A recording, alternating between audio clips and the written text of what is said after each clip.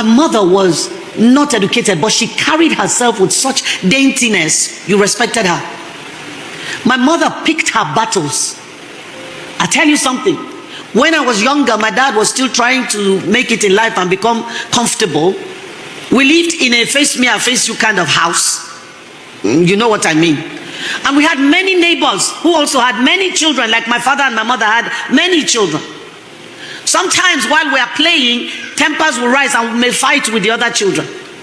Or, well, generally we beat the other children. I think we were more rugged. So we beat them, then we will run home.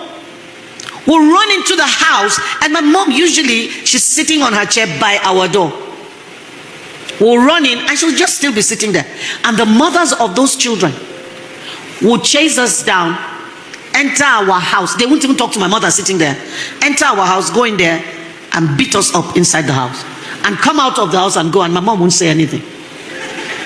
Not because she was a coward. She will wait for my dad to come home. And she'll say to him, I don't want to disrespect you by fighting. So go and tell that woman who came here to, or tell her husband that his wife came into my house to beat my children. It should not happen again. That's the kind of person my mother was. But she was also married to a man who didn't care. At least not at the beginning. He cared because he had nothing. And she was the one standing with him. She was the one going to farm with him to pay his school fees. She was the one that stayed when he was going to school, and the white people that came to my village carried him and sent him to school, sent him to England, that. She was the one there. And one day, many years down the line, he decided he needed another wife. So he takes off. He decided he needed another wife. Not that day. He had been cheating and cheating and cheating. Papa, share you are in heaven hearing me, no vex, but I have to tell them. He was cheating and cheating all over the place. Then one day he decided to marry one of the women and bring them home. And things shifted in our house. Before he married her, he brought her to the house. And my mom, for the first time I saw a lioness. She stood up.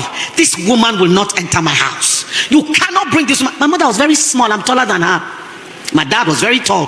One day I asked her when I was young, I said, Mommy, why did you marry such a tall man? Look how short you are. She said, wait until you marry. And I married a very tall man too. And then when I was married, she said to me, why are you marrying a very tall man? All right, so she stood in front of him. And the woman he brought in was almost as tall as my dad. She was big and beautiful. And my dad, for the first time in my life and in my mother's life, lifted up his hand and slapped my mother. She was pregnant with my youngest brother. He hit her and her nose began to bleed.